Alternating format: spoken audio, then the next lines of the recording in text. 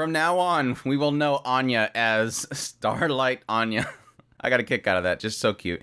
I'm so happy that Anya finally got a Stella. Like, we finally got some sort of achievement by Anya. Kind of unfortunate that it comes at the expense of some poor kid, but it was still good. Still a great episode. Honestly, not too much to talk about with this episode, despite the fact that Anya finally got her first Stella. But I think it does open the door to Anya being more confident about what she's able to do, using her mind reading to help other people. And it's honestly one of those aspects of she was technically created to read minds, and her power was for the sake of world peace. Well, how do you use that? Yeah, technically right now it's being used to help Lloyd, to help world peace, but to give her a little more confidence in what she can do to help other people, I think it's a really cool thing. But yes, opening up this episode, really trying to figure out what we can do to help Anya with her grades, because obviously she's doing terrible. And I like how the fact that she said that she messed up because she was mind reading people in the room, but she didn't really know which ones were actually the best at their different thing. It's like, well, I guess if you can mind read somebody, you'd be able to kind of hear their confidence in what they're doing. Like, if somebody's saying, I'm going to put A here, you'd probably want to wait for the person that says, I have to put an A here because the answer is this. And this, of course, leads into Lloyd trying to figure out another option, to figure out what Anya's good at so that she can achieve the Stellas in that way, which turns into a big montage of her failing different sports and different things that she could do. Until eventually they lead to them doing some community service, which apparently some students have actually earned Stella doing community service, and they go to a hospital where Anya fails at everything, to the point where it gets pretty bad when you actually have, a company or some sort of group of people that need helpers to come in to do service, to do community service, and they literally kick you out. Like, you're not doing a good enough job. You're doing nothing but cause problems.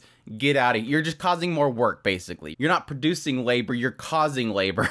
But yes, this leads to eventually some kid that is going to the pool to rehabilitate himself, and Anya hears him drowning.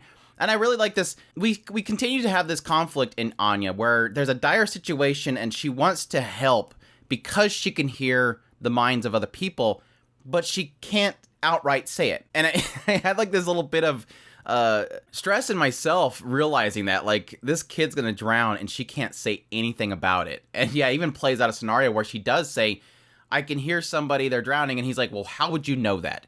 So she has to reword it to make it make more sense. I just want to become a pro, so I'm going to go to the pool. He's like, well, you can't do that. It's not open to the public. But yeah, she arrives there, dives down. I kind of assumed that she wasn't going to be able to rescue him herself. So it was kind of nice that Lloyd was there with her. But yes, this gets her first Stella, which they also note the idea that this is the first person to get a Stella. Like, in general, and the earliest point in schooling that anybody has ever achieved one. So it is kind of a big deal. Unfortunately for her class, everybody believes that she faked it, which technically they were insinuating that they could do that. Like, we could have agents pretend to be in danger and Anya can save them. And he's like, wait, no, that would just bring up a lot of suspicion. Like, suddenly out of nowhere, Anya has, like, saved 20 people, and she has all these, well, it would technically need just 7 more, but 7 people she suddenly out of nowhere saved as well, so 8 total people she has saved their lives. That would be a little bit suspicious. It was pretty cool because as everybody in her class is questioning, she shouldn't have got this. She must have paid for it. And they go to Damien, and they're like, she cheated, didn't she? She had to have cheated, or she paid for it. And he's like, no, if you think this is some third-rate school that would be able to be cheated like that, go transfer somewhere else. That's not this place. Like, it's kind of one of those things where Damien knows how strict things are. He knows what the process is. He's frustrated that she got the first one, but still he understands that there's no way that she could have cheated the system. Like, she legitimately earned it.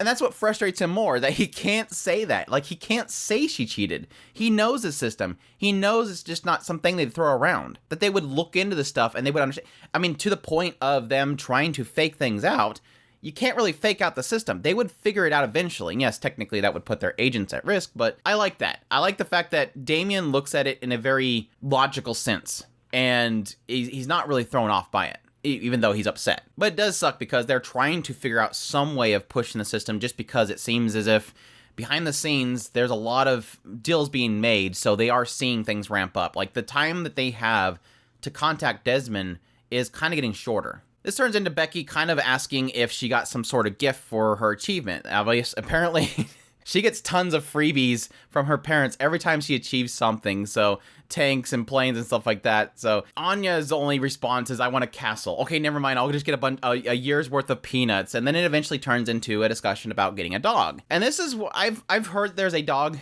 in the family of Spy X Family, so I was kind of expecting this eventually. But the interesting thing that came from this is I wasn't really expecting there to be anything special about the dog. But yet, when they do finally show this brief scene of a bunch of dogs inside of these cages that are apparently setting up for some sort of attack, because they're insinuating that they should just put bombs on the dogs and send them in, which is, yeah, Chris is not going to like this episode. They eventually show the dog that we presumably are going to have join their family, and that dog has a brief glimpse of Lloyd, Anya, and Yor. So that makes me believe that this dog's going to have some way of seeing the future. Like, it has the ability to see future scenes, which is going to add another element to everything. Again, technically, this spy, the assassin, the mind reader, and now a dog that can see the future.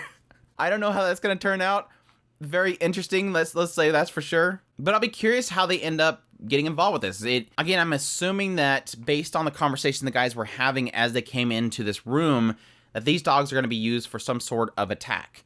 And if Lloyd or Yor has to get involved with that to stop it, that would make sense. Maybe we finally get to see Yor in action. So many people respond to my comments on a video about how Yor has not had any action whatsoever, and I don't know that they will. Everybody's like, no, it's coming. It's coming.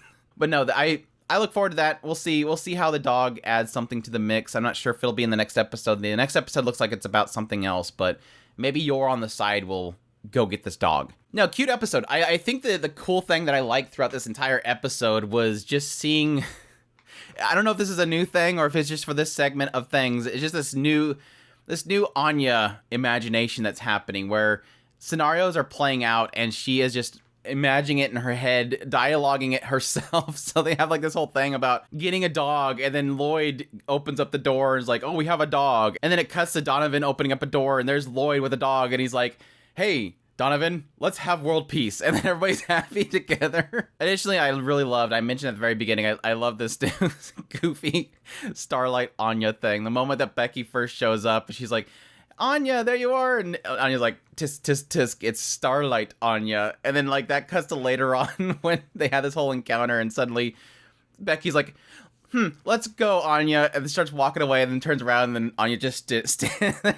Let's go, Starlight Anya. And she's like, okay, let's go. At any rate, great episode. Loved it. Again, I think my key thing I loved in this episode was really around Anya finally getting a win. She finally achieved something. She was able to use her power to help other people. And I think that gave her a really nice boost, even though it went to her head immediately and she became Starlight Anya. But such is a kid. But anyways, I hope you guys enjoyed this video. As always, if you did, hit that like button down below. Comment. Let me know what you thought of the episode. Subscribe if you have not already. Share this video if you can. Support us on Patreon or through our tips link in the description below. We also have a super thanks button down there. Definitely appreciate everybody that does. And y'all take care.